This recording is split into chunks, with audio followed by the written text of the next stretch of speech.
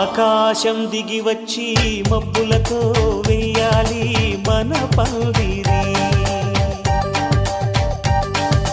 ఊరంతా చెప్పుకునే ముచ్చటగా జరగాలి పెళ్ళంటే మరి.